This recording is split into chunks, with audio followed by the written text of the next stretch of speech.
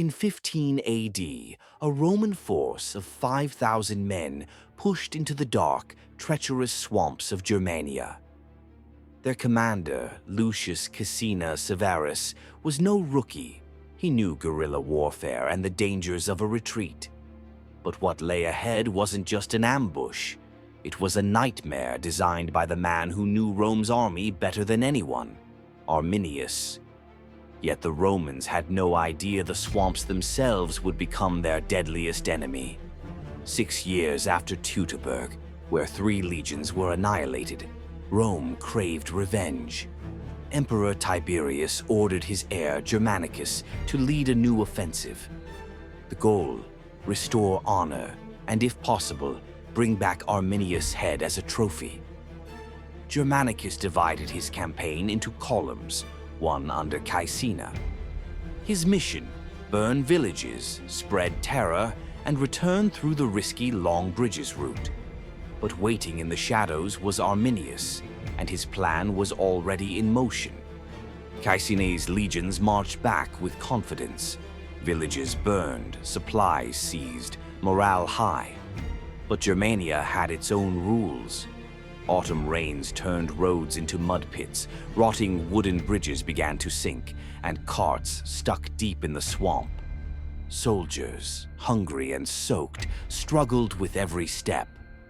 That's when the first whispers from the trees began, and terror crept in. Arminius didn't strike yet. Small groups harassed the Romans, arrows from the woods, sudden screams in the night.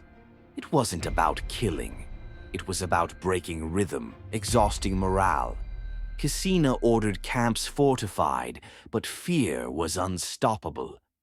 In the darkness, Germanic chants echoed, human voices twisted into animal roars. The Romans hadn't seen the enemy's face, but already they were fighting ghosts. At dawn, Arminius attacked for real. Fog lifted as warriors burst from the woods in scattered groups. They didn't target the legions head-on. They struck the engineers, the slaves, the wagons. Mud and blood mixed as formations collapsed, soldiers slipped, and death came from unseen directions.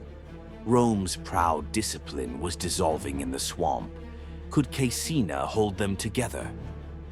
Instead of panicking, Caecina made a bold move. He reorganized into a reversed defensive march. Troops pulled to the flanks, engineers in the rear. It was their only chance. But repairing bridges under attack was hell itself. Every meter rebuilt collapsed again under carts or sabotage. The Romans were moving, but with every step, Arminius tightened the noose. Day after day, attacks grew worse. On the second day, a Germanic charge almost shattered the right flank. Only a desperate counterattack by Roman cavalry saved the line. By nightfall, Caecina ordered heavy carts burned, prisoners freed, and supplies ditched. Survival was the only option now.